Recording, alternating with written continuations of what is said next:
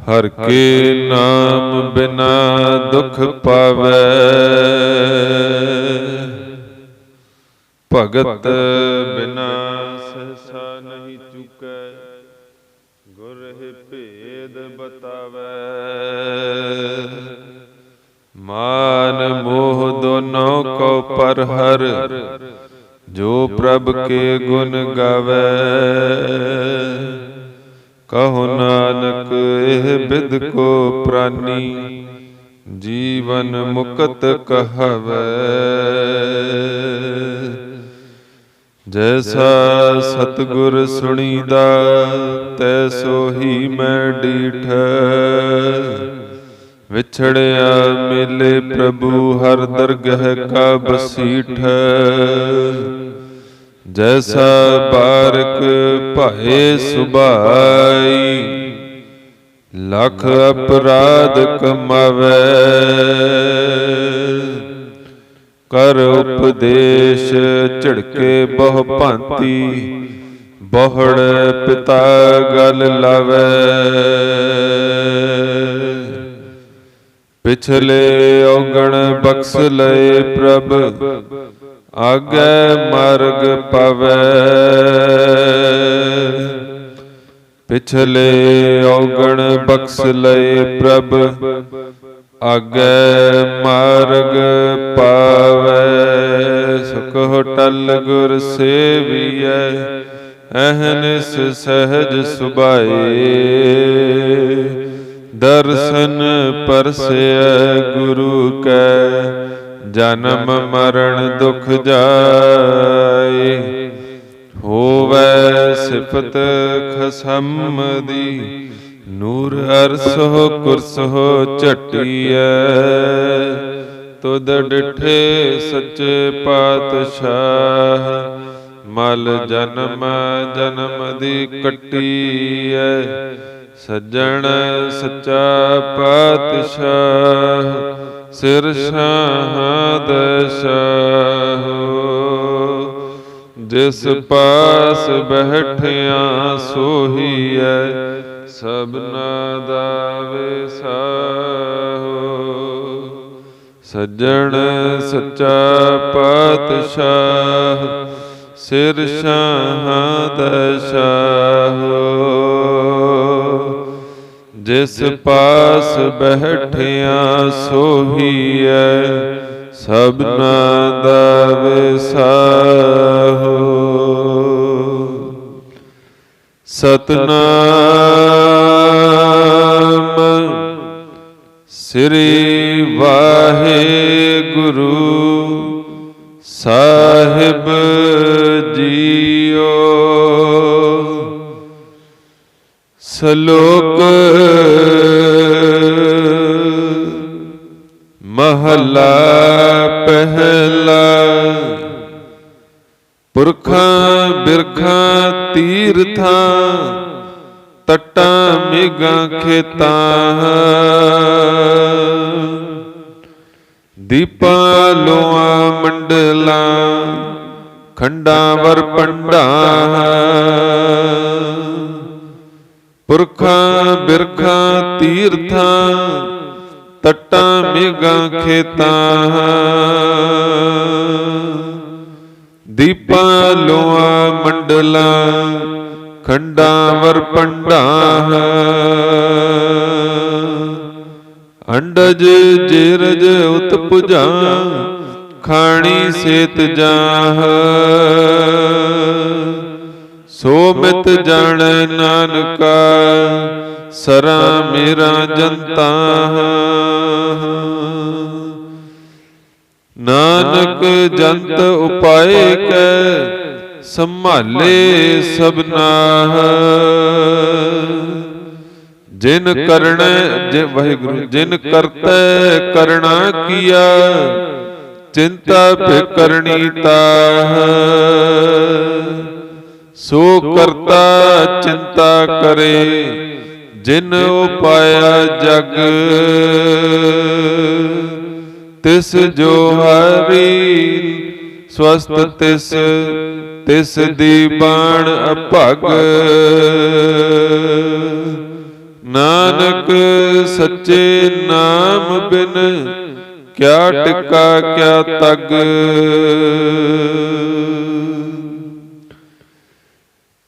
ਤਿਸ ਜੋ ਹਰੀ ਸਵਸਤ ਤਿਸ ਤਿਸ ਦੀ ਬਾਣ ਅਭਗ।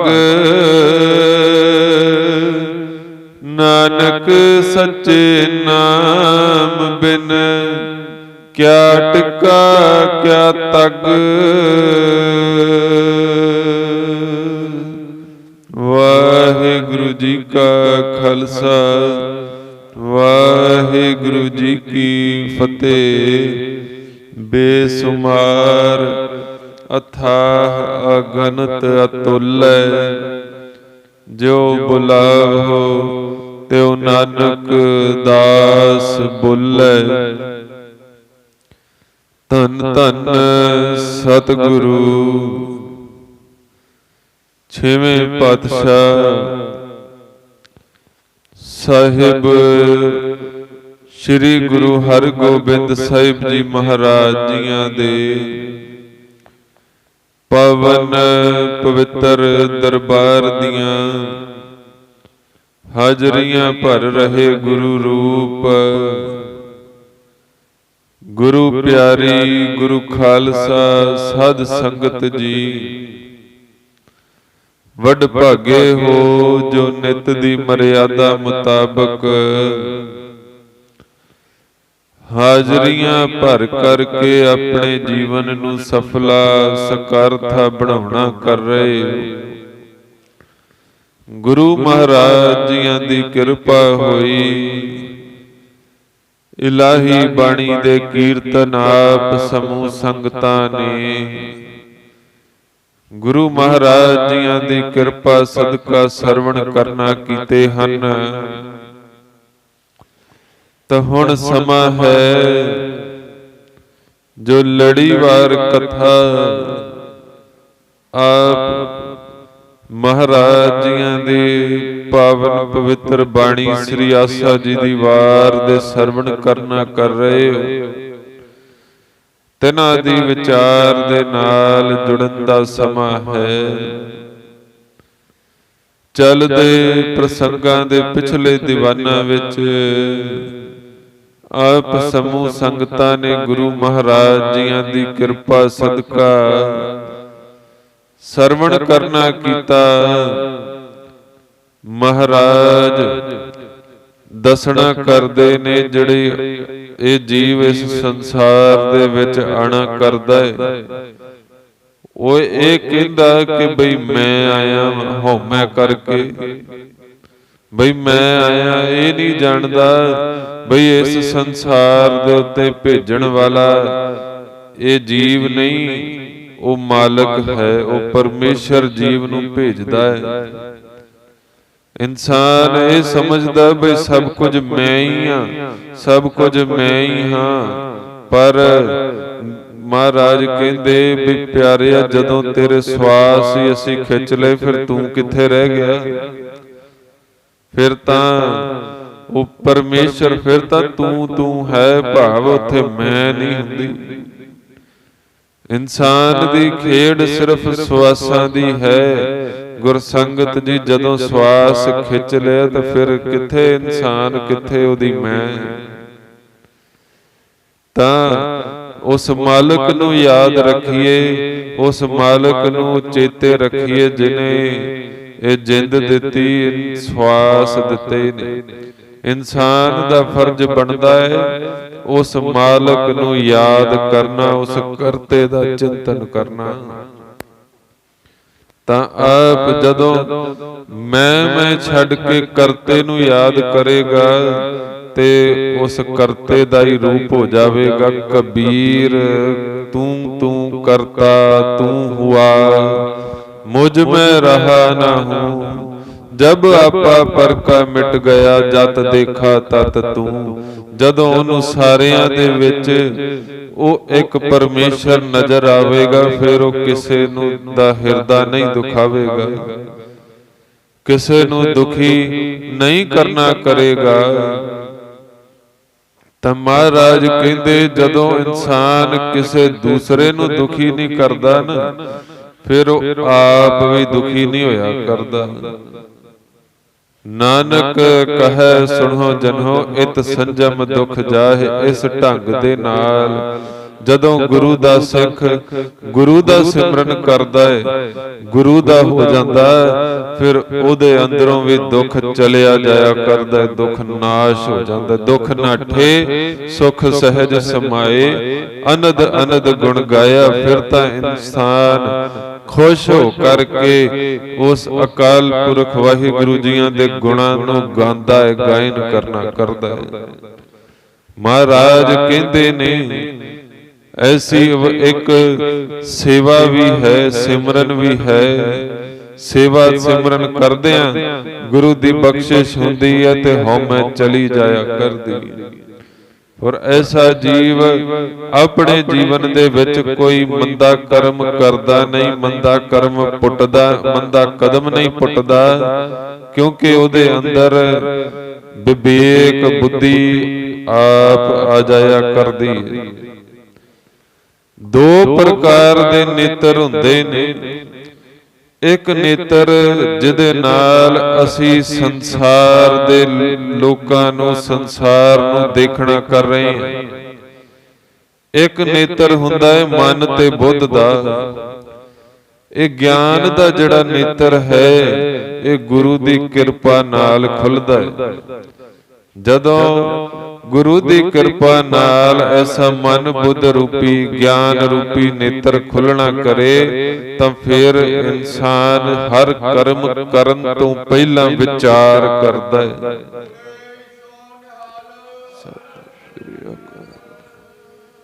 ਤਾਂ ਫਿਰ ਜਦੋਂ ਇਨਸਾਨ ਵਿਚਾਰ ਕਰਨਾ ਕਰਦਾ, ਮਾੜੇ ਕਰਮ ਨੂੰ ਛੱਡ ਦਿੰਦਾ ਹੈ ਤੇ ਚੰਗੇ ਕਰਮ ਨੂੰ ਆਪਣੇ ਪੱਲੇ ਬੰਨ ਲੈਂਦਾ। ਸੋ ਐਸੇ ਕਾਰਨ ਕਰਕੇ ਉਹ ਮੰਦਾ ਕਰਮ ਕਰਦਾ ਨਹੀਂ। ਕਿਸੇ ਤੋਂ ਚੰਗਾ ਗੁਣ ਸਿੱਖਣ ਨੂੰ ਮਿਲੇ ਉਹ ਸਿੱਖ ਲੈਣਾ ਚਾਹੀਦਾ ਹੈ। ਮੰਦਾ ਛੱਡ ਦਿਓ, ਚੰਗਾ ਲੈ ਲਓ। ਮਹਾਰਾਜ ਕਹਿੰਦੇ ਐਸੇ ਪਿਆਰੇ ਜਿਹੜੇ ਨੇ ਉਹ ਮੰਦਾ ਕਰਮ ਜਿਹੜਾ ਹੈ, ਮੰਦਾ ਕਦਮ ਆਪਣੇ ਜੀਵਨ ਦੇ ਵਿੱਚ ਨਹੀਂ ਰੱਖਦੇ, ਚੰਗੇ ਪਾਸੇ ਵੱਧਦੇ ਜਾਂਦੇ ਨੇ। ਉਹ ਚੰਗੀ ਕਿਰਤ ਕਰਦੇ ਨੇ, ਧਰਮ ਦੀ ਕਿਰਤ ਕਰਦੇ, ਧਰਮ ਦੀ ਕਮਾਈ ਕਰਦੇ ਨੇ। ਤਾਂ ਗੁਰਸੰਗਤ ਜੀ, ਇੱਕ ਸਿੱਖ ਮਹਾਰਾਜ ਪਹਿਲੇ ਪਾਤਸ਼ਾਹ ਜੀਆਂ ਦੇ ਜਦੋਂ ਮਹਾਰਾਜ ਉਦਾਸੀਆਂ ਵੇਲੇ ਸਨ ਨਾ, ਤੇ ਆਪ ਮਹਾਰਾਜ ਜੀਆਂ ਨੇ, ਮਹਾਰਾਜ ਜੀਆਂ ਦੇ ਸਿੱਖ ਨੇ ਬਹੁਤ ਹੀ ਗੁਰਸੰਗਤ ਜੀ ਮਹਾਰਾਜ ਦੀਆਂ ਸਿੱਖਿਆਵਾਂ ਤੇ ਚੱਲਣਾ ਕੀਤਾ। ਫਿਰ ਮਹਾਰਾਜ ਨੇ ਅੱਗੇ ਉਹਨੂੰ ਹੋਰ ਮਹਿਲ ਮਾੜੀਆਂ ਦੇ ਨਾਲ ਨਿਵਾਜ ਦਿੱਤਾ। ਜਿਹੜਾ ਗੁਰੂ ਦਾ ਸਿੱਖ ਗੁਰੂ ਦੀ ਸਿੱਖਿਆ ਤੇ ਚੱਲਦਾ ਹੈ ਤੇ ਗੁਰੂ ਉਹਨਾਂ ਦੇ ਉੱਪਰ ਬਖਸ਼ਿਸ਼ਾਂ ਕਰ ਦਿੰਦੇ ਨੇ। ਤਾਂ ਮਹਾਰਾਜ ਕਹਿਣਾ ਕਰਦੇ ਨੇ, ਉਹਨਾਂ ਦਾ ਦੁਨੀਆ ਦੇ ਵਿੱਚ ਰਹਿਣਾ ਨਹੀਂ ਹੁੰਦਾ, ਉਹ ਦੁਨੀਆ ਦੇ ਵਿੱਚ ਰਹਿ ਕੇ ਵੀ ਨਿਰਲੇਪ ਰਹਿਣਾ ਕਰਦੇ। ਜਿੱਦਾਂ ਕਮਲ ਦਾ ਫੁੱਲ ਹੋਵੇ, ਚਿੱਕੜ ਦੇ ਵਿੱਚ ਤਾਂ ਰਹਿਣਾ ਕਰੇ, ਪਰ ਗੁਰਸੰਗਤ ਜੀ ਉਹ ਚਿੱਕੜ ਤੋਂ ਉੱਪਰ ਉੱਠਿਆ ਰਹਿੰਦਾ ਹੈ। ਤੇ ਜਿਹਦੇ ਉੱਪਰ ਗੁਰੂ ਦੀ ਬਖਸ਼ਿਸ਼ ਹੁੰਦੀ ਹੈ, ਉਹ ਵਿਕਾਰਾਂ ਦੀ ਦਲਦਲ ਦੇ ਵਿੱਚ ਭਾਵੇਂ ਹੋਵੇ ਵੀ, ਵੈਸੇ ਤਾਂ ਹੁੰਦਾ ਨਹੀਂ, ਪਰ ਜੇ ਹੋਵੇ ਵੀ ਤਾਂ ਵੀ ਉਹਨਾਂ ਦੀ ਸੁਰਤ ਉੱਪਰ ਰਹਿੰਦੀ ਹੈ, ਵਿੱਚ ਫਸਦੇ ਨਹੀਂ। ਤਾਂ ਉਹ ਅੰਨ ਜਲ ਥੋੜਾ ਛਕਣਾ ਕਰਦੇ ਨੇ, ਸਬਰ ਵਾਲੀ, ਸੰਤੋਖ ਵਾਲੀ, ਦਇਆ ਵਾਲੀ ਜ਼ਿੰਦਗੀ ਜਿਉਂਦੇ ਨੇ। ਅੱਜ ਕਿੰਨਿਆਂ ਦੇ ਕੋਲ ਬੜੀ ਮਾਇਆ ਵੀ ਹੈ, ਬੜੇ ਧਨ ਪਦਾਰਥ ਵੀ ਨੇ, ਪਰ ਗੁਰਸੰਗਤ ਜੀ ਉਹਨਾਂ ਦੇ ਕੋਲ ਸਬਰ ਨਹੀਂ ਹੈ, ਉਹਨਾਂ ਦੇ ਕੋਲ ਸੰਤੋਖ ਨਹੀਂ ਹੈ, ਦਇਆ ਨਹੀਂ ਹੈ, ਸੰਜਮ ਨਹੀਂ ਹੈ। ਜਿਹਦੇ ਕੋਲ ਮਾਇਆ ਹੁੰਦੀ ਨਾ, ਅਸਲ ਦੇ ਵਿੱਚ ਉਹਨਾਂ ਨੂੰ ਰਾਤ ਨੂੰ ਨੀਂਦ ਵੀ ਨਹੀਂ ਆਉਂਦੀ। ਬਹੁਤ ਵੱਡੇ ਵੱਡੇ ਰੋਗ ਉਹਨਾਂ ਨੂੰ ਗ੍ਰਸੇ ਰਹਿੰਦੇ ਨੇ। ਉਹਨਾਂ ਨੂੰ ਰਾਤ ਨੂੰ ਨੀਂਦ ਤੱਕ ਨਹੀਂ ਆਣਾ ਕਰਦੀ ਕਿ ਬਈ ਕਿਧਰੇ ਮਾਇਆ ਜਿਹੜੀ ਹੈ ਉਹ ਸਾਡੀ ਕੋਈ ਲੈ ਕੇ ਨਾ ਚਲੀ ਜਾਵੇ। ਜਿਹਦੇ ਕੋਲ ਘੱਟ ਹੋਵੇ ਉਹ ਮਾਇਆ ਪਿੱਛੇ ਭੱਜਦਾ ਫਿਰਦਾ ਹੈ। ਪਰ ਮਹਾਰਾਜ ਕਹਿੰਦੇ ਨੇ ਜਿਹਦੇ ਤੇ ਗੁਰੂ ਦੀ ਬਖਸ਼ਿਸ਼ ਹੋ ਜਾਂਦੀ ਹੈ, ਉਹ ਮਾਇਆ ਦੇ ਪਿੱਛੇ ਨਹੀਂ ਭੱਜਦਾ, ਮਾਇਆ ਉਹਨਾਂ ਦੇ ਪਿੱਛੇ ਭੱਜਦੀ ਹੈ। ਤੂੰ ਬਖਸ਼ੀਸੀ ਅਗਲਾ ਨਿਤ ਦੇ ਵਹਿ ਚੜ੍ਹੈ ਸਵਾਇਆ, ਜਿਨ੍ਹਾਂ ਦੇ ਉੱਪਰ ਗੁਰੂ ਦੀ ਬਖਸ਼ਿਸ਼ ਹੁੰਦੀ ਮਹਾਰਾਜ ਕਹਿੰਦੇ ਉਹ ਸਵਾਏ ਸਵਾਏ ਕਰਕੇ ਉਹ ਧਰਮ ਦੇ ਮਾਰਗ ਤੇ ਚੱਲਦੇ ਰਹਿੰਦੇ, ਚੜ੍ਹਦੇ ਰਹਿੰਦੇ। ਵਡਿਆਈ ਗੁਰੂ ਦੀ ਕਿਰਪਾ ਨਾਲ ਹੀ ਉਸ ਵੱਡੇ ਨੂੰ ਪ੍ਰਾਪਤ ਕੀਤਾ ਜਾਂਦਾ ਹੈ। ਤਾਂ ਇਹ ਵਿਚਾਰ ਗੁਰੂ ਮਹਾਰਾਜ ਜੀਆਂ ਦੀ ਕਿਰਪਾ ਸਦਕਾ ਪਿਛਲੇ ਦੀਵਾਨਾਂ ਵਿੱਚ ਸਾਂਝੇ ਕੀਤੇ ਗਏ ਸਨ। ਆਓ ਜੋ ਮਹਾਰਾਜ ਅੱਜ ਬਖਸ਼ ਰਹੇ ਨੇ, ਤਿਨਾਂ ਦੀ ਵਿਚਾਰ ਦੇ ਨਾਲ ਜੁੜਨਾ ਕਰੀਏ ਜੀ। ਬਖਸ਼ੋ ਅਸੀਸ, ਗਜਾਓ ਫਤਿਹ, ਵਾਹਿਗੁਰੂ ਜੀ ਕਾ ਖਾਲਸਾ, ਵਾਹਿਗੁਰੂ ਜੀ ਕੀ ਫਤਿਹ। ਸਤਨਾਮ ਸ੍ਰੀ ਵਾਹਿਗੁਰੂ ਸਾਹਿਬ ਜੀਓ। ਸ਼ਲੋਕ ਮਹੱਲਾ ਪਹਿਲਾ। ਇਹ ਮੁਬਾਰਕ ਬਚਨ ਮਹਾਰਾਜ ਜਾਹਰ ਪੀਰ ਜਗਤ ਗੁਰ ਬਾਬਾ ਸਾਹਿਬ ਸ੍ਰੀ ਗੁਰੂ ਨਾਨਕ ਦੇਵ ਸਾਹਿਬ ਜੀ ਮਹਾਰਾਜ ਜੀਆਂ ਦੇ ਉਚਾਰਨ ਕੀਤੇ ਹੋਏ ਸਾਹਿਬ ਸ੍ਰੀ ਗੁਰੂ ਗ੍ਰੰਥ ਸਾਹਿਬ ਜੀ ਮਹਾਰਾਜ ਜੀਆਂ ਦੇ ਮੁਬਾਰਕ ਅੰਗ 467 ਦੇ ਉੱਪਰ ਸ਼ਲੋਕ ਮਹੱਲਾ ਪਹਿਲਾ ਜੀਆਂ ਦੇ ਸਿਰਲੇਖ ਹੇਠ ਸੁਭਾਏਮਾਨ ਹਨ। ਮਹਾਰਾਜ ਸ਼ਬਦ ਦੀ ਆਰੰਭਤਾ ਕਰਦਿਆਂ ਹੋਇਆਂ ਫੁਰਮਾਨ ਕਰਨਾ ਕਰਦੇ ਨੇ। ਪੁਰਖਾਂ ਬਿਰਖਾਂ ਤੀਰਥਾਂ ਤੱਟਾਂ ਮੇਘਾਂ ਖੇਤਾਂ। ਤਾਂ ਇਨਸਾਨ ਗੁਰਸੰਗਤ ਜੀ ਚਾਹੁੰਦਾ ਹੈ ਕਿ ਹਰ ਪ੍ਰਕਾਰ ਦੇ ਨਾਲ ਮੈਂ ਹਰ ਚੀਜ਼ ਦਾ ਅੰਤ ਪਾ ਲਵਾਂ, ਪਰ ਇਹ ਇਨਸਾਨ ਅੰਤ ਪਾ ਨਹੀਂ ਸਕਦਾ। ਦੁਨਿਆਵੀ ਚੀਜ਼ਾਂ ਦਾ ਵੀ ਅੰਤ ਨਹੀਂ ਪਾਇਆ ਜਾ ਸਕਦਾ, ਜਿਹੜੀ ਉਸ ਮਾਲਕ ਨੇ ਬਣਾਉਣਾ ਕੀਤੀ ਹੈ। ਚਲੋ ਦੁਨਿਆਵੀ ਚੀਜ਼ਾਂ ਤੱਕ ਤੇ ਗੱਲ ਠੀਕ, ਪਰ ਇਹ ਇਨਸਾਨ ਦੀ ਸੋਚ ਤਾਂ ਇੱਥੇ ਤੱਕ ਹੈ ਕਿ ਮੈਂ ਉਸ ਮਾਲਕ ਦਾ ਵੀ ਅੰਤ ਪਾ ਲਵਾਂ। ਪਰ ਗੁਰਸੰਗਤ ਜੀ ਉਸ ਮਾਲਕ ਦਾ ਕਦੀ ਅੰਤ ਨਹੀਂ ਪਾਇਆ ਜਾ ਸਕਦਾ। ਆਦ ਅਨੀਲ ਮਹਾਰਾਜ ਕਹਿੰਦੇ ਨੇ ਤੇਰਾ ਅੰਤ ਨਾ ਪਾਇਆ, ਵੀ ਤੇਰਾ ਅੰਤ ਨਹੀਂ ਪਾਇਆ ਜਾ ਸਕਦਾ। ਨਾ ਇਸ ਸ੍ਰਿਸ਼ਟੀ ਦੀ ਆਰੰਭਤਾ ਵੇਲੇ ਤੁਹਾਡਾ ਅੰਤ ਪਾਇਆ ਜਾ ਸਕਦਾ ਸੀ, ਨਾ ਇਸ ਸ੍ਰਿਸ਼ਟੀ ਜਦੋਂ ਚੱਲਣਾ ਕਰ ਰਹੀ ਹੈ ਉਦੋਂ ਅੰਤ ਪਾਇਆ ਜਾ ਸਕਦਾ, ਤੇ ਨਾ ਗੁਰਸੰਗਤ ਜੀ ਜਦੋਂ ਇਸ ਸ੍ਰਿਸ਼ਟੀ ਨੇ ਖਤਮ ਹੋਣਾ ਤੇ ਨਾ ਉਹਦੇ ਗੁਣਾਂ ਦਾ ਉਦੋਂ ਅੰਤ ਪਾਇਆ ਜਾ ਸਕਣਾ। ਮਹਾਰਾਜ ਦੇ ਬਚਨ ਆਇਆ ਕਰਦੇ ਉਸ ਅਕਾਲ ਪੁਰਖ ਵਾਹਿਗੁਰੂ ਜੀਆਂ ਦੇ ਗੁਣ ਬਹੁਤ ਨੇ, ਤਾਂ ਫੇਰ ਕਿਦਾਂ ਅੰਤ ਪਾਇਆ ਜਾ ਸਕਦਾ ਹੈ।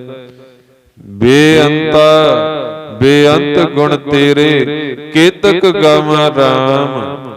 ਬਈ ਕਿੱਥੋਂ ਤੱਕ ਉਸ ਅਕਾਲ ਪੁਰਖ ਵਾਹਿਗੁਰੂ ਜੀਆਂ ਦੇ ਗੁਣਾਂ ਨੂੰ ਗਾਇਨ ਕੀਤਾ ਜਾਵੇ, ਉਹਨਾਂ ਦੇ ਗੁਣਾਂ ਦਾ ਗਾਇਨ ਵੀ ਨਹੀਂ ਹੋ ਸਕਦਾ। ਜੇਤਾ ਸਮੁੰਦ ਸਾਗਰ ਨੀਰ ਭਰਿਆ, ਤੇਤੇ ਔਗਣ ਹਮਾਰੇ, ਦਇਆ ਕਰੋ ਕਿਛ ਮਿਹਰ ਪਾਵੋ, ਡੁੱਬਦੇ ਪੱਥਰ ਤਾਰੇ। ਤਾਂ ਗੁਰਸੰਗਤ ਜੀ ਇੱਕ ਵਾਰ ਛੇਵੇਂ ਪਾਤਸ਼ਾਹ ਜੀ ਜਿਨ੍ਹਾਂ ਦੇ ਦਰ ਤੇ ਅਸੀਂ ਬੈਠੇ ਹੋਏ ਹਨ, ਤੇ ਤਿਨਾਂ ਦੇ ਕੋਲ ਮਹਾਰਾਜ ਦੇ ਪਿਆਰੇ ਸਿੱਖ ਧੰਨ ਧੰਨ ਬਾਬਾ ਗੁਰਦਾਸ ਸਾਹਿਬ ਜੀ ਆਏ, ਤੇ ਆਪ ਕਹਿਣ ਲੱਗੇ ਕਿ ਮਹਾਰਾਜ ਆਪ ਗੁਣਾਂ ਦੇ ਸਾਗਰ ਹੋ, ਤੇ ਅਸੀਂ ਮਹਾਰਾਜ ਔਗਣਾਂ ਦੇ ਸਾਗਰ। ਸਾਗਰ ਅਸੀਂ ਵੀ ਆ, ਪਰ ਅਸੀਂ ਔਗਣਾਂ ਦੇ ਆ, ਤੁਸੀਂ ਗੁਣਾਂ ਦੇ ਸਾਗਰ ਹੋ ਮਹਾਰਾਜ, ਅਸੀਂ ਤੁਹਾਡਾ ਅੰਤ ਨਹੀਂ ਪਾ ਸਕਦੇ। ਜਦੋਂ ਗੁਰੂ ਦਾ ਸਿੱਖ ਆਪਣੀ ਗਲਤੀ ਮੰਨ ਕੇ ਗੁਰਸੰਗਤ ਜੀ ਗੁਰੂ ਅੱਗੇ ਅਰਦਾਸਾਂ ਕਰੇ, ਗੁਰੂ ਅੱਗੇ ਬੇਨਤੀਆਂ ਕਰਨਾ ਕਰੇ, ਗੁਰੂ ਇੰਨਾ ਬਖਸ਼ਿੰਦਾ, ਗੁਰੂ ਉਸੇ ਵੇਲੇ ਬਖਸ਼ ਦਿਆ ਕਰਦਾ। ਤਾਂ ਮਹਾਰਾਜ ਕਹਿੰਦੇ ਆਪ ਜੀਆਂ ਦੇ ਗੁਣਾਂ ਦਾ ਅੰਤ ਨਹੀਂ ਪਾਇਆ ਜਾ ਸਕਦਾ। ਜਿੱਥੇ ਉਸ ਮਾਲਕ ਦੇ ਗੁਣਾਂ ਦਾ ਅੰਤ ਨਹੀਂ ਪਾਇਆ ਜਾ ਸਕਦਾ, ਉੱਥੇ ਉਸ ਮਾਲਕ ਦੀ ਰਚਨਾ ਦਾ ਵੀ ਅੰਤ ਨਹੀਂ ਪਾਇਆ ਜਾ ਸਕਦਾ। ਜਿੱਥੇ ਰਚਨਾ ਦਾ ਅੰਤ ਨਹੀਂ ਪਾਇਆ ਜਾ ਸਕਦਾ, ਉੱਥੇ ਮਾਲਕ ਦਾ ਵੀ ਅੰਤ ਨਹੀਂ ਪਾਇਆ ਜਾ ਸਕਦਾ। ਮਹਾਰਾਜ ਕਹਿਣਾ ਕਰਦੇ ਨੇ ਗੁਰਸੰਗਤ ਜੀ, ਨਾਨਕ ਰਚਨਾ ਪ੍ਰਭ ਰਚੀ ਬਹੁ ਬਿਧ ਅਨੇਕ ਪ੍ਰਕਾਰ। ਉਸ ਮਾਲਕ ਨੇ ਜਿਹੜੀ ਰਚਨਾ ਰਚੀ ਹੈ ਨਾ, ਉਹ ਬਹੁਤ ਵਿਧੀਆਂ ਦੇ ਨਾਲ ਰਚਨਾ ਕੀਤੀ ਹੈ ਤੇ ਉਹਦੀ ਰਚਨਾ ਦਾ ਵੀ ਅੰਤ ਨਹੀਂ ਪਾਇਆ ਜਾ ਸਕਦਾ। ਹੁਣ ਉਹਦੀ ਰਚਨਾ ਦੇ ਵਿੱਚ ਇਨਸਾਨ ਵੀ ਆ ਜਾਂਦਾ ਹੈ, ਮਨੁੱਖ ਵੀ ਅਨੇਕਾਂ ਪ੍ਰਕਾਰ ਦੇ ਨੇ। ਕਿਸੇ ਦਾ ਰੰਗ ਕਿਸੇ ਹੋਰ ਢੰਗ ਦਾ ਹੋਵੇਗਾ, ਕਿਸੇ ਦਾ ਰੰਗ ਕਿਸੇ ਹੋਰ ਢੰਗ ਦਾ ਹੋਵੇਗਾ, ਤੇ ਉਹਦਾ ਵੀ ਅੰਤ ਨਹੀਂ ਪਾਇਆ ਜਾ ਸਕਦਾ। ਉਹਦੇ ਵਿੱਚ ਮਨੁੱਖ ਵੀ ਆਇਆ ਕਰਦਾ, ਬਿਰਖਾਂ ਭਾਵ ਉਹਦੇ ਵਿੱਚ ਦਰਖਤ ਵੀ ਆਇਆ ਕਰਦੇ ਨੇ। ਹੁਣ ਦਰਖਤ ਇੱਕ ਕਿਸਮ ਦਾ ਨਹੀਂ ਨਾ ਹੋਇਆ ਕਰਦਾ, ਅਨੇਕਾਂ ਹੀ ਕਿਸਮ ਦੇ ਦਰਖਤ ਨੇ, ਅਨੇਕਾਂ ਹੀ ਪ੍ਰਕਾਰ ਦੇ ਦਰਖਤ ਹੋਇਆ ਕਰਦੇ ਨੇ। ਤਾਂ ਦਰਖਤਾਂ ਦਾ ਵੀ ਅੰਤ ਨਹੀਂ ਪਾਇਆ ਜਾ ਸਕਦਾ। ਤੀਰਥਾਂ ਭਾਵ ਅਨੇਕਾਂ ਜਿਹੜੇ ਤੀਰਥ ਨੇ, ਜਿੱਥੇ ਜਾ ਕਰਕੇ ਲੋਕ ਇਸ਼ਨਾਨ ਵੀ ਕਰਨਾ ਕਰਦੇ ਨੇ, ਉਹਨਾਂ ਤੀਰਥਾਂ ਦਾ ਵੀ ਅੰਤ ਨਹੀਂ ਪਾਇਆ ਜਾ ਸਕਦਾ। ਤੀਰਥਾਂ ਦੇ ਤੱਟਾਂ ਦੇ ਉੱਤੇ ਜਾ ਕਰਕੇ ਵੀ ਉਸ ਮਾਲਕ ਦਾ ਜੋ ਅੰਤ ਹੈ ਉਹ ਨਹੀਂ ਪਾਇਆ ਜਾ ਸਕਦਾ। ਮੇਘਾਂ ਦਾ ਮੇਘ ਭਾਵ ਜਿਹੜੇ ਬੱਦਲ ਹੋਇਆ ਕਰਦੇ ਨੇ, ਉਹਨਾਂ ਦਾ ਵੀ ਅੰਤ ਨਹੀਂ ਪਾਇਆ ਜਾ ਸਕਦਾ। ਤਾਂ ਮਹਾਰਾਜ ਕਹਿੰਦੇ ਜਿੱਥੇ ਉਸ ਅਕਾਲ ਪੁਰਖ ਵਾਹਿਗੁਰੂ ਜੀਆਂ ਦਾ ਖੇਤਾਂ ਦਾ ਨਹੀਂ ਅੰਤ ਪਾਇਆ ਜਾ ਸਕਦਾ, ਉੱਥੇ ਮਾਲਕ ਦਾ ਅੰਤ ਕਿੱਦਾਂ ਪਾਇਆ ਜਾ ਸਕੇਗਾ। ਉਹ ਮਾਲਕ ਦਾ ਵੀ ਅੰਤ ਨਹੀਂ ਪਾਇਆ ਜਾ ਸਕਦਾ। ਤੇਰੇ ਕਵਨ ਕਵਨ ਗੁਣ ਗੁਣ ਕਹਿ ਕਹਿ ਗਾਵਾਂ, ਤੂੰ ਸਾਹਿਬ ਗੁਣੀ ਨਿਧਾਨਾ, ਤੁਮਰੀ ਮਹਿਮਾ ਵਰਨ ਨ ਸਾਕੋ, ਤੂੰ ਠਾਕੁਰ ਊਚ ਭਗਵਾਨਾ। ਤਾਂ ਆਪ ਜੀਆਂ ਦੀ ਕਿਰਪਾ ਦਾ ਬਖਸ਼ਿਸ਼ਾਂ ਦਾ ਵੀ ਅੰਤ ਨਹੀਂ ਪਾਇਆ ਜਾ ਸਕਦਾ। ਤਾਂ ਇਕਬਾਲ ਜੀ ਵੀ ਆਖਣਾ ਕਰਦੇ ਨੇ, ਤਾਂ ਇਨਸਾਨ ਤਾਂ ਇਥੋਂ ਤੱਕ ਕਿ ਜਿਹੜੇ ਸਿਤਾਰੇ ਵੀ ਦਿਖ ਰਹੇ ਨੇ ਨਾ, ਇਹ ਵੀ ਇਹਨਾਂ ਦਾ ਵੀ ਅੰਤ ਨਹੀਂ ਪਾਇਆ ਜਾ ਸਕਦਾ। ਤਾਂ ਕਹਿਣਾ ਕਰਦੇ ਨੇ, ਇਨ ਸਿਤਾਰੋਂ ਕੇ ਆਗੇ ਜਹਾਨ ਔਰ ਵੀ ਹੈ। ਤਾਂ ਇਹਨਾਂ ਸਿਤਾਵਾਂ, ਇਹਨਾਂ ਤਾਰਿਆਂ ਤੋਂ ਅੱਗੇ ਹੋਰ ਜਹਾਨ ਵੀ ਹੈ। ਦੀਪਾਂ ਲੋਆਂ ਮੰਡਲਾਂ ਖੰਡਾਂ ਵਰ ਪੰਡਾ। ਇਨਸਾਨ ਨੂੰ ਇਹ ਲੱਗਦਾ ਇਹ ਧਰਤੀ ਜਿਹਦੇ ਉੱਪਰ ਅਸੀਂ ਬੈਠੇ ਆਂ, ਇਹ ਧਰਤੀ ਇੱਕੋ ਹੀ ਹੈ। ਪਰ ਮਹਾਰਾਜ ਕਹਿੰਦੇ ਇਹ ਜੀਆਂ ਹੋਰ ਨੇ, ਇਹ ਜੀਆਂ ਲੱਖਾਂ ਨੇ, ਇਹ ਜੀਆਂ ਕਰੋੜਾਂ ਧਰਤੀਆਂ ਨੇ। ਪਾਤਾਲ ਪਾਤਾਲ ਲਖ, ਆਗਾਸਾ ਆਗਾਸ, ਓੜਕ ਓੜਕ ਭਾਲ ਥਕੇ, ਵੇਦ ਕਹਿਨ ਇੱਕ ਬਾਤ। ਤਾਂ ਲੱਖਾਂ ਹੀ ਪਾਤਾਲ ਨੇ ਤੇ ਲੱਖਾਂ ਹੀ ਆਕਾਸ਼ ਨੇ। ਮਹਾਰਾਜ ਕਹਿੰਦੇ ਉਹਨਾਂ ਦਾ ਵੀ ਅੰਤ ਨਹੀਂ ਪਾਇਆ ਜਾ ਸਕਦਾ। ਖੰਡ ਵੀ ਬਹੁਤ ਨੇ, ਵਰ ਭੰਡ ਵੀ ਬਹੁਤ ਨੇ, ਦੀਪ ਵੀ ਬਹੁਤ ਨੇ, ਲੋਕ ਵੀ ਬਹੁਤ ਨੇ। ਮਹਾਰਾਜ ਕਹਿੰਦੇ ਇਹਨਾਂ ਦਾ ਅੰਤ ਨਹੀਂ ਪਾਇਆ ਜਾ ਸਕਦਾ। ਅੰਡਜ ਜੀਰਜ ਉਤ ਭੁਜਾਂ, ਖਾਣੀ ਸੇਤ ਜਾਂ। ਅੰਡਜ ਭਾਵ ਗੁਰਸੰਗਤ ਜੀ ਜਿਹੜੇ ਅੰਡੇ ਤੋਂ ਪੈਦਾ ਹੋਣਾ ਕਰਨ, ਉਹਨਾਂ ਨੂੰ ਅੰਡਜ ਕਿਹਾ ਜਾਂਦਾ ਹੈ। ਜਿਹੜੇ ਜੀਵ ਅੰਡੇ ਤੋਂ ਪੈਦਾ ਹੁੰਦੇ ਨੇ ਉਹਨਾਂ ਦਾ ਆਪ ਅੰਡਜ, ਉਹਨਾਂ ਨੂੰ ਅੰਡਜ ਆਖਿਆ ਜਾਂਦਾ ਹੈ। ਜਿੱਦਾਂ ਕਿਸੇ ਪੰਛੀ ਦੇ ਬੱਚੇ ਅੰਡੇ ਚੋਂ ਪੈਦਾ ਹੋਣ, ਉਹ ਅੰਡੇ ਦੇਣਾ ਕਰਦੀ, ਉਹਦੇ ਵਿੱਚੋਂ ਬੱਚੇ ਨਿਕਲਦੇ ਨੇ, ਉਹ ਅੰਡਜ ਨੇ।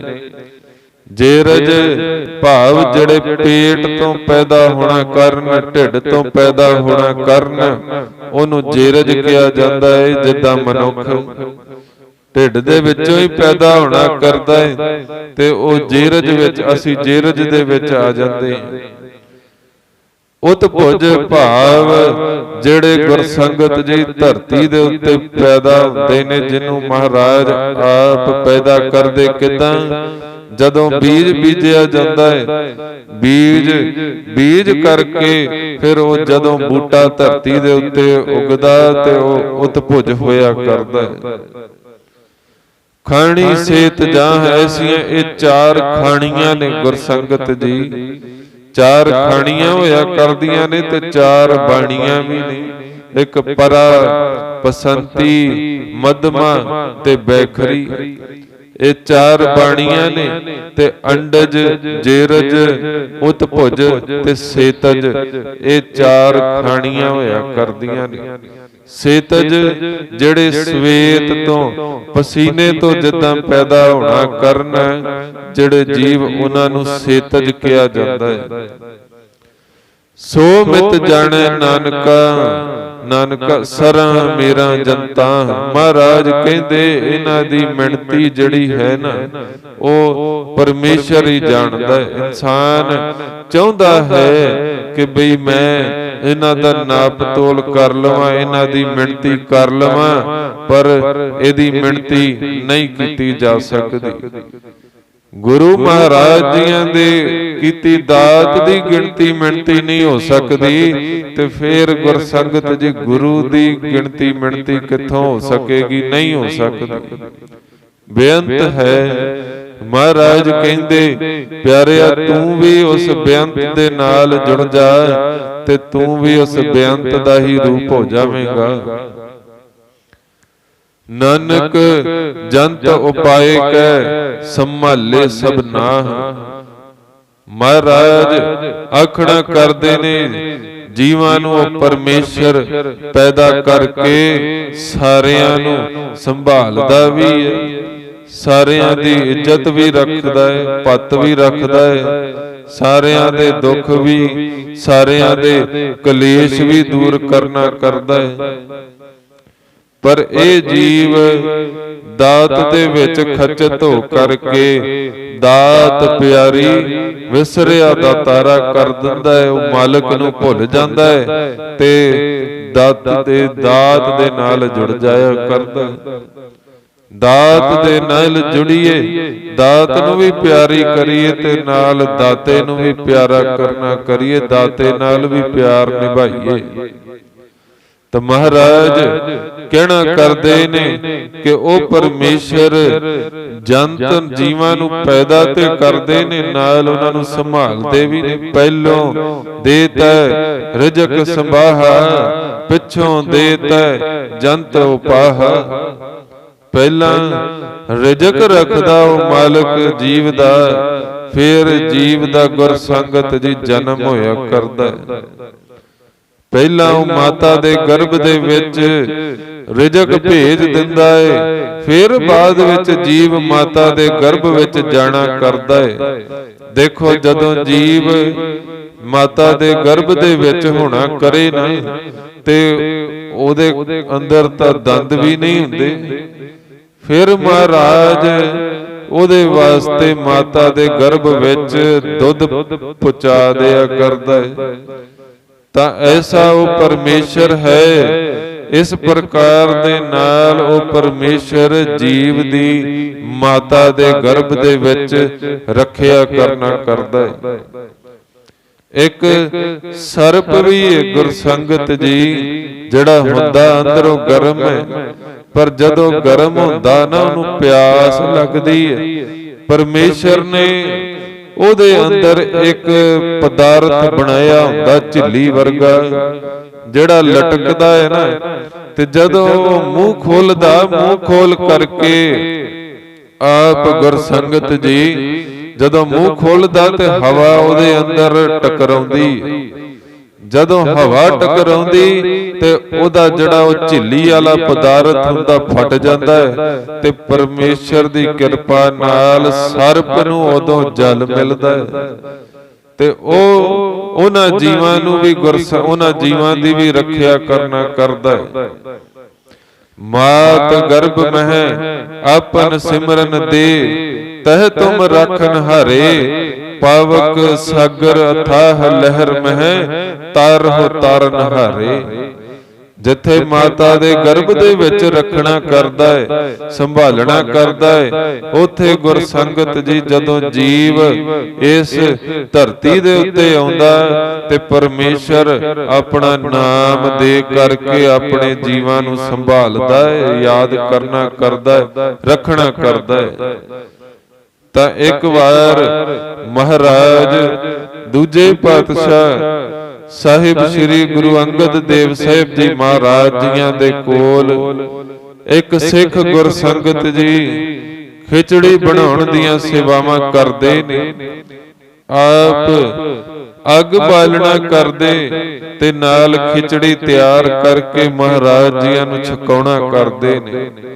ਜਦੋਂ ਇੱਕ ਵਾਰ ਹਨੇਰੀ ਬਹੁਤੀ ਚੱਲ ਰਹੀ ਤੇ ਮਹਾਰਾਜ ਦੇ ਸਿੱਖ ਨੇ ਕਿਹਾ, ਮਹਾਰਾਜ ਆਪ ਇਹ ਹਨੇਰੀ ਬੰਦ ਕਰ ਦੇਣਾ ਕਰੋ, ਆਪ ਜੀਆਂ ਦੇ ਵਾਸਤੇ ਖਿਚੜੀ ਅੱਜ ਤਿਆਰ ਨਹੀਂ ਹੋ ਰਹੀ। ਮਹਾਰਾਜ ਕਹਿੰਦੇ ਬਈ ਪਿਆਰੇ ਜੀ, ਦੇਖੋ ਆ ਜਿਹੜੀ ਹਵਾ ਚੱਲ ਰਹੀ ਹੈ ਨਾ, ਇਹ ਪਰਮੇਸ਼ਰ ਜੀਆਂ ਦੀ ਕਿਰਪਾ ਨਾਲ ਹੀ ਚੱਲ ਰਹੀ ਹੈ। ਤਾਂ ਆਪ ਕਰਨਾ ਕੀ ਕੀਤਾ? ਮਹਾਰਾਜ ਕਹਿੰਦੇ ਦੇਖੋ ਆ ਹਵਾ ਚੱਲ ਰਹੀ, ਇਹਦੇ ਨਾਲ ਜਿਹੜੇ ਪੰਛੀ ਨੇ ਬੜੇ ਖੁਸ਼ ਹੋ ਰਹੇ ਨੇ, ਬੜੇ ਆਨੰਦ ਮਾਣਨਾ ਕਰ ਰਹੇ ਨੇ। ਜੇ ਅਸੀਂ ਆਪਣੇ ਵਾਸਤੇ ਇਹ ਹਵਾ ਨੂੰ ਬੰਦ ਕਰ ਦਈਏ ਤਾਂ ਫੇਰ ਇਹਨਾਂ ਸਾਰਿਆਂ ਨੂੰ ਬੜਾ ਦੁੱਖ ਲੱਗੇਗਾ, ਬੜਾ ਦੁੱਖ ਪਹੁੰਚੇਗਾ। ਕਿੰਨੇ ਹੀ ਜੀਵ ਮਰਨਾ ਕਰਨਗੇ, ਸੰਸਾਰ ਦੀਆਂ ਸਾਰੀਆਂ ਕਿਰਿਆਵਾਂ ਜਿਹੜੀਆਂ ਨੇ ਉਹ ਰੁਕ ਜਾਣਾ ਕਰਨਗੀਆਂ, ਉਹਨਾਂ ਸਾਰਿਆਂ ਦਾ ਦੋਸ਼ ਸਾਡੇ ਤੇ ਆਵੇਗਾ। ਇਸ ਲਈ ਅਸੀਂ ਪਰਮੇਸ਼ਰ ਜੀਆਂ ਦੀ ਕਰਨੀ ਦੇ ਵਿੱਚ ਕਿਸੇ ਪ੍ਰਕਾਰ ਦੀ ਦਖਲ ਅੰਦਾਜ਼ੀ ਨਹੀਂ ਕਰਨੀ। ਤਾਂ ਮਹਾਰਾਜ ਨੇ ਗੁਰਸੰਗਤ ਜੀ ਸਮਝਾਉਣਾ ਕੀਤਾ, ਦੇਖੋ ਆ ਜਿਹੜੀ ਹਨੇਰੀ ਚੱਲਦੀ ਹੈ ਨਾ, ਇਹ ਹਨੇਰੀ ਗੁਰਸੰਗਤ ਜੀ, ਇਸ ਹਨੇਰੀ ਨਾਲ ਸੰਸਾਰ ਦੇ ਕਿੰਨੇ ਹੀ ਕਾਰਜ ਹੁੰਦੇ ਨੇ। ਜਿੱਥੇ ਜਲ ਦੀ ਗੱਲ ਕਰੀਏ, ਉਹ ਹਵਾ ਦੇ ਨਾਲ ਜਲ ਜਿਹੜਾ ਉੱਪਰ ਨੂੰ ਚੜ੍ਹਦਾ ਹੈ, ਤੇ ਕਈ ਜਹਾਜ਼ ਜਿਹੜੇ ਨੇ ਉਹ ਜਵਾਰ ਭਾਟੇ ਦੇ ਨਾਲ ਫਿਰ ਆਪਣੀ ਉਡਾਨ ਭਰਦੇ ਨੇ। ਜਦੋਂ ਹਨੇਰੀ ਨਹੀਂ ਹੋਵੇਗੀ, ਉਡਾਨ ਨਹੀਂ ਭਰੀ ਜਾਵੇਗੀ, ਤਾਂ ਜਹਾਜ਼ ਦੇ ਵਿੱਚ ਬੈਠੇ ਲੋਕਾਂ ਨੂੰ ਬੜਾ ਦੁੱਖ ਲੱਗੇਗਾ। ਤਾਂ ਉਹਨਾਂ ਦਾ ਵੀ ਦੁੱਖ ਮਹਾਰਾਜ ਕਹਿੰਦੇ ਸਾਡੇ ਉੱਪਰ ਆਣਾ ਕਰੇਗਾ। ਐਸੇ ਕਾਰਨ ਕਰਕੇ ਅਸੀਂ ਹਨੇਰੀ ਨਹੀਂ ਰੋਕਣੀ, ਪਰਮੇਸ਼ਰ ਦੀ ਰਜ਼ਾ ਦੇ ਵਿੱਚ ਰਾਜੀ ਰਹਿਣਾ। ਮਹਾਰਾਜ ਫਿਰ ਕਹਿਣ ਲੱਗੇ, ਕਿਉਂਕਿ ਇਹ ਜਿਹੜੀ ਹਨੇਰੀ ਹੋਇਆ ਕਰਦੀ, ਇਹਦੇ ਨਾਲ ਮਿੱਟੀ ਉੱਡਿਆ ਕਰਦੀ। ਹੁਣ ਇਸ ਧਰਤੀ ਦੇ ਉੱਤੇ ਕਈ ਜੀਵ ਐਸੇ ਨੇ ਜਿਹੜੇ ਮਿੱਟੀ ਖਾ ਕਰਕੇ ਗੁਜ਼ਾਰਾ ਕਰਦੇ ਨੇ, ਜਿਨ੍ਹਾਂ ਦਾ ਰਿਜ਼ਕ ਮਿੱਟੀ ਹੋਇਆ ਕਰਦਾ ਹੈ। ਤਾਂ ਗੁਰਸੰਗਤ ਜੀ ਫਿਰ ਮਹਾਰਾਜ ਨੇ ਹਨੇਰੀ ਚਲਾ ਕਰਕੇ ਉਹਨਾਂ ਦਾ ਰਿਜ਼ਕ ਉਹਨਾਂ ਦੇ ਅੱਗੇ ਪਹੁੰਚਾਉਣਾ ਕੀਤਾ। ਤਾਂ ਫਿਰ ਅਸੀਂ ਮਿੱਟੀ ਬੰਦ ਕਰ ਦਈਏ, ਉਹ ਵਿਚਾਰੇ ਭੁੱਖੇ ਮਰਨਾ ਕਰਨਗੇ, ਤਾਂ ਫਿਰ ਉਹਨਾਂ ਦਾ ਦੋਸ਼ ਵੀ ਸਾਡੇ ਸਿਰ ਤੇ ਆਵੇਗਾ। ਮਹਾਰਾਜ ਕਹਿੰਦੇ ਅਸੀਂ ਇਹ ਹਨੇਰੀ ਜਿਹੜੀ ਹੈ ਅਸੀਂ ਬੰਦ ਨਹੀਂ ਕਰ ਸਕਦੇ, ਅਸੀਂ ਆਪਣੇ ਵਾਸਤੇ ਸਾਰਿਆਂ ਨੂੰ ਦੁੱਖ ਦੇਣਾ ਕਰੀਏ, ਚੰਗੀ ਗੱਲ ਨਹੀਂ। ਤਾਂ ਮਹਾਰਾਜ ਨੇ ਕਿਹਾ ਕੋਈ ਗੱਲ ਨਹੀਂ, ਅੱਜ ਖਿਚੜੀ ਤਿਆਰ ਨਹੀਂ ਹੁੰਦੀ, ਕੋਈ ਗੱਲ ਨਹੀਂ, ਅਸੀਂ ਅੱਜ ਨਹੀਂ ਛਕਾਂਗੇ। ਤਾਂ ਮਹਾਰਾਜ ਕਹਿਣਾ ਕਰਦੇ, ਜਿੱਥੇ ਉਸ ਪਰਮੇਸ਼ਰ ਨੇ ਜੰਤ ਪੈਦਾ ਕਰਨਾ ਕੀਤੇ ਨੇ, ਜੀਵ ਪੈਦਾ ਕਰਨਾ ਕੀਤੇ ਨੇ ਨਾ, ਉਥੇ ਉਹਨਾਂ ਦੀ ਸਾਂਭ ਸੰਭਾਲ ਵੀ ਉਹ ਪਰਮੇਸ਼ਰ ਕਰਦਾ ਹੈ, ਉਥੇ ਉਹਨਾਂ ਦੀ ਰੱਖਿਆ ਵੀ ਉਹ ਪਰਮੇਸ਼ਰ ਕਰਦਾ ਹੈ, ਉਹਨਾਂ ਨੂੰ ਰਿਜ਼ਕ ਵੀ ਆਪ ਪਹੁੰਚਾਉਣਾ ਕਰਦੇ ਨੇ। ਜਿਨ ਕਰਤ ਕਰਨਾ ਕੀਆ ਚਿੰਤਾ ਭੇ ਕਰਨੀ ਤਾਹ। ਮਹਾਰਾਜ ਕਹਿੰਦੇ ਜਿਸ ਕਰਤੇ ਨੇ ਤੈਨੂੰ ਬਣਾਉਣਾ ਕੀਤਾ, ਤੈਨੂੰ ਪੈਦਾ ਕਰਨਾ ਕੀਤਾ, ਪਿਆਰਿਆ ਉਹਨੂੰ ਤੇਰੀ ਚਿੰਤਾ ਵੀ ਹੈ, ਉਹਨੂੰ ਤੇਰੀ ਚਿੰਤਾ ਵੀ ਹੈ। ਜਿਸ ਕਰਤੇ ਨੇ ਤੈਨੂੰ ਬਣਾਉਣਾ ਕੀਤਾ, ਤੈਨੂੰ ਪੈਦਾ ਕਰਨਾ ਕੀਤਾ ਹੈ, ਤੈਨੂੰ ਚਿੰਤਾ ਕਰਨ ਦੀ ਲੋੜ ਨਹੀਂ। ਅਸਲ ਦੇ ਵਿੱਚ ਅਸੀਂ ਚਿੰਤਾ ਕਦੋਂ ਕਰਦੇ ਹਾਂ? ਗੁਰਸੰਗਤ ਜੀ, ਜਦੋਂ ਮਹਾਰਾਜ ਦੀ ਬਾਣੀ ਨੂੰ ਅਸੀਂ ਭੁੱਲ ਜਾਂਦੇ ਹਾਂ ਨਾ, ਦੁਨੀਆ ਦੀਆਂ ਸਾਰੀਆਂ ਚਿੰਤਾਵਾਂ, ਦੁਨੀਆ ਦੇ ਸਾਰੇ ਫਿਕਰ ਸਾਨੂੰ ਲੱਗ ਜਾਇਆ ਕਰਦੇ ਨੇ।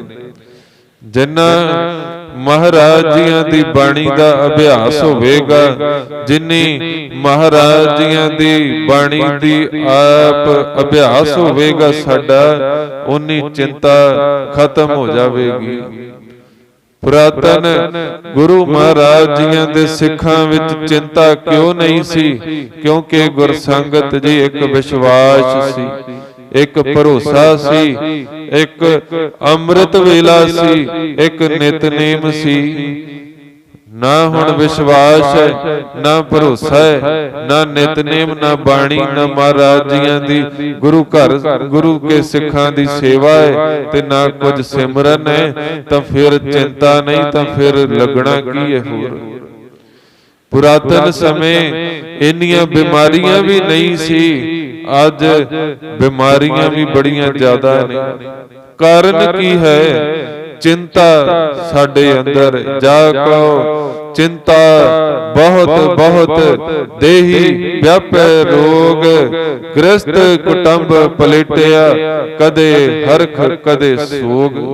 ਮਹਾਰਾਜ ਕਹਿਣਾ ਕਰਦੇ ਨੇ, ਜਿਹਨੂੰ ਬਹੁਤ ਚਿੰਤਾ ਹੋਇਆ ਕਰਦੀ ਹੈ ਨਾ, ਤੇ ਉਹਨੂੰ ਕਦੀ ਖੁਸ਼ੀ ਲੱਗਦੀ, ਉਹਦੇ ਅੰਦਰ ਉਹਦੀ ਦੇਹੀ 'ਚ ਬੜੇ ਹੀ ਰੋਗ ਪੈਦਾ ਹੋ ਜਾਂਦੇ ਨੇ, ਉਹਦੇ ਅੰਦਰ ਟੈਨਸ਼ਨ ਦਾ ਰੋਗ ਪੈਦਾ ਹੋ ਜਾਵੇਗਾ।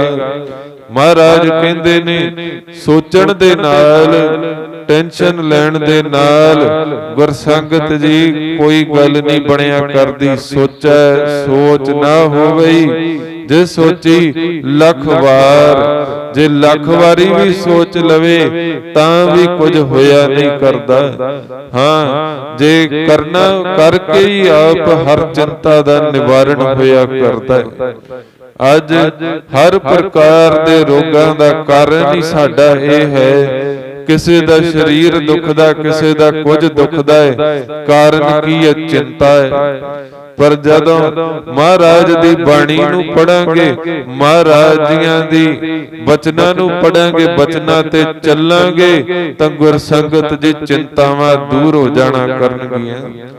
ਕਾਮ ਕ੍ਰੋਧ ਲੋਭ ਝੂਠ ਨਿੰਦਾ, ਇਨ ਤੇ ਆਪ ਛਡਾਵੋ, ਇਹ ਭੀਤਰ ਤੇ ਇਨ ਕੋ ਡਾਰੋ, ਆਪਨ ਨਿਕਟ ਬੁਲਾਵੋ। ਜਦੋਂ ਐਸੇ ਮਹਾਰਾਜ ਅੱਗੇ ਬੇਨਤੀਆਂ ਕਰਾਂਗੇ, ਚਿੰਤਾਵਾਂ ਵੀ ਜਿਹੜੀਆਂ ਨੇ ਉਹ ਦੂਰ ਹੋ ਜਾਣਾ ਕਰਨਗੀਆਂ। ਤਾਂ ਗੁਰਸੰਗਤ ਜੀ ਕਿਸ ਪ੍ਰਕਾਰ ਦੇ ਨਾਲ ਮਹਾਰਾਜ ਫਰਮਾਨ ਕਰਨਾ ਕਰ ਰਹੇ ਨੇ, ਇਹ ਵਿਚਾਰ ਆਪ ਜੀਆਂ ਦੇ ਨਾਲ ਅਗਲੇ ਦੀਵਾਨਾਂ ਵਿੱਚ ਸਾਂਝੇ ਕੀਤੇ ਜਾਣਗੇ। ਸੋ ਇਤਨੀਆਂ ਕੁ ਬੇਨਤੀਆਂ ਆਪ ਸਮੂਹ ਸੰਗਤਾਂ ਨੇ ਪ੍ਰਵਾਨ ਕਰਨੀਆਂ ਜੀ। ਕੋਟਾਨ ਕੋਟ ਸ਼ੁਕਰ ਸਾਹਿਬ ਸ੍ਰੀ ਗੁਰੂ ਗ੍ਰੰਥ ਸਾਹਿਬ ਜੀ ਮਹਾਰਾਜ ਜੀਆਂ ਦਾ, ਆਪ ਸਮੂਹ ਸੰਗਤਾਂ ਦਾ। ਭੁੱਲਣ ਅੰਦਰ ਸਭ ਕੋ ਅਭੁੱਲ ਗੁਰੂ ਕਰਤਾਰ, लेखे कतह न छूटी है। खिन खिन भूलन हार बख्शन हार बख्श लै। नानक पार उतार जियां दे महावाका अनुसार इधर ही समाप्ति है। कोटान कोट शुकर साहिब श्री गुरु ग्रंथ साहिब जी महाराज जियां दा आप समूह संगतां दा याद रख लईए गुर संगत जी। चिंता छड़ अचिंत रहो नानक लग पाई गुरु दे चरना नाल जुड़ांगे। सारियां चिंतावां फिकर फाके शोक निकल जाना करनगे। महाराज कहंदे तू चिंता छड़ के तू चिंतन कर ला उस अकाल पुरख वाहिगुरू जियां दा। तेरी हर प्रकार दी चिंता दूर होवेगी, कोई तेरा बुरा नहीं कर सकेगा। सो इतनियां को बेनतियां प्रवान करनियां जी। महाराज किरपा करन सेवा ते सिमरन जी दी दात बख्शिश करके निहाल करना करन। सो इतनियां को बेनतियां प्रवान करनियां जी। भुलन अंदर सब को अभुल गुरु करतार लेखे कतह न छूटी है। खिन खिन भूलन हार बख्शन हार बख्श लै। नानक पार तार जियां दे महावाका अनुसार इधर ही समाप्ति है। कोटान कोट शुकर साहिब श्री गुरु ग्रंथ साहिब जी महाराज जियां दा